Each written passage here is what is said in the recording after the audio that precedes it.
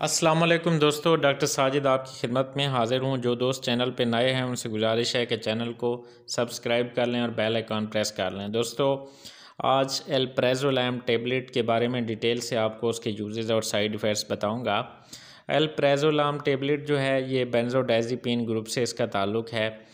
ये sleeping pills के नाम से भी जाना जाता है और इसकी जो मेन यूजेस हैं, जो मेन इंडिकेशंस हैं इसके, एंग्ज़ाइटी स्टेट्स हो गई, डिप्रेशन हो गई और इसके अलावा जो है अगर स्लीप प्रॉब्लम हो, मूड डिस्टर्बेंसेस हों, तो उसमें इसको डॉक्टर्स प्रेस्क्राइब करते हैं।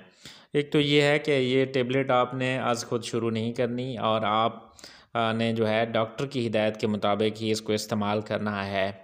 ये मार्केट में 0.25, 0.5 और 1 mg की स्ट्रेंथ में अवेलेबल है और मुख्तलिफ़ नामों से ये मार्केट में अवेलेबल है। तो इसकी जो यूज़ है वो अगर इंसोम्निया का प्रॉब्लम हो, नींद ना आ रही हो सिंपल, तो 0.25 वाली टेबलेट ही जो है वो काफ़ी है एट बेड टाइम्स होते वक्त।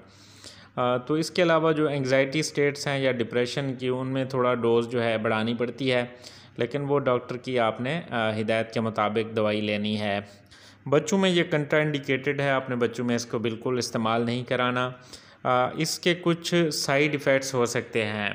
अब इसके जो साइड इफ़ेक्ट्स हैं, ये ओवर सेडेशन काज कर सकती है, यानी ज़्यादा नींद आ सकती है, ड्राउजीनेस हो सकती है, टायर्डनेस हो सकती है, थकावट, डिजीनेस, और इसके अलावा मेमोरी प्रॉब्लम्स हैं, पुअर बैलेंस और कोऑर्डिनेशन है, स्लर्ड स्पीच है, ट्रबल कंसंट्रेटिंग है, फटीग लाइक कंडीशन है, यानी हार्ट रेट भी कम हो सकता है, ब्लड प्रेशर भी फॉल कर सकता है।